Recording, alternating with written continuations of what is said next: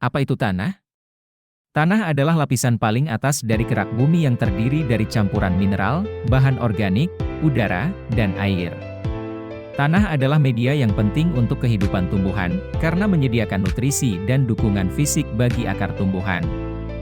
Tanah juga berperan dalam menyaring dan menyimpan air, serta mendaur ulang bahan organik menjadi humus yang berguna bagi ekosistem. Komposisi tanah dapat bervariasi tergantung pada lokasi dan kondisi lingkungan. Tanah biasanya terdiri dari 3 lapisan utama, yaitu, lapisan atas, topsoil, mengandung bahan organik dan mineral, serta kaya akan kehidupan mikroba. Lapisan bawah, subsoil, mengandung lebih banyak mineral dan kurang bahan organik dibandingkan dengan lapisan atas. Lapisan dasar, bedrock, merupakan batuan dasar yang membentuk fondasi tanah. Pengertian tanah menurut pandangan Islam di dalam Al-Quran, tanah disebutkan sebagai mustakar, tempat hunian di mana manusia menetap selama hidupnya di dunia. Tidak sekedar itu, tanah adalah tempat manusia berasal, tempat manusia berpijak, dan tempat manusia kembali dalam kematiannya. Apa saja komponen-komponen tanah? Komponen tanah terdiri dari bahan padat mineral, bahan padat organik, air, dan udara.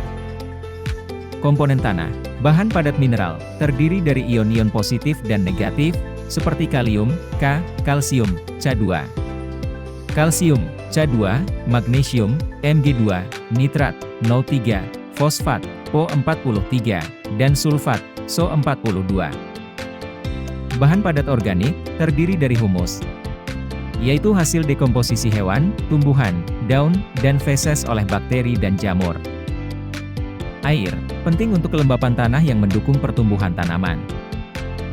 Udara, penting untuk pertukaran udara dan keserasian pertumbuhan tanaman. Unsur-unsur tanah. Unsur-unsur tanah terdiri dari beberapa komponen yang saling berinteraksi. Berikut adalah unsur-unsur utama tanah. Mineral, merupakan komponen utama tanah yang terdiri dari partikel halus seperti pasir, debu, dan lempung. Mineral tanah berasal dari pelapukan batuan dan dapat mengandung unsur-unsur kimia seperti silikon, oksigen, aluminium, kalsium, magnesium, kalium, dan natrium. Air, tanah mengandung air yang terdapat di ruang pori antara partikel tanah. Air ini penting bagi kehidupan tanaman dan mikroorganisme di tanah. Udara, udara dalam tanah terdapat di ruang pori-pori tanah yang tidak terisi air. Udara ini penting untuk proses pernapasan akar tanaman dan mikroorganisme tanah.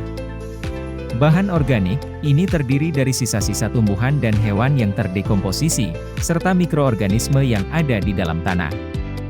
Bahan organik ini membentuk humus yang memperbaiki struktur tanah dan meningkatkan kesuburan.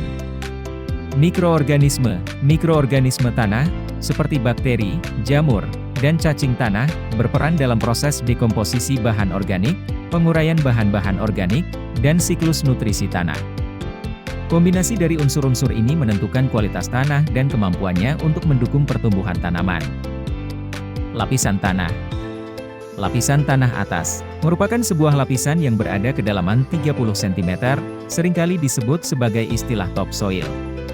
Pada lapisan ini banyak sekali bahan-bahan organik, humus dan juga menghasilkan lapisan yang paling subur sehingga sangat cocok untuk tumbuhan tanaman akar pendek.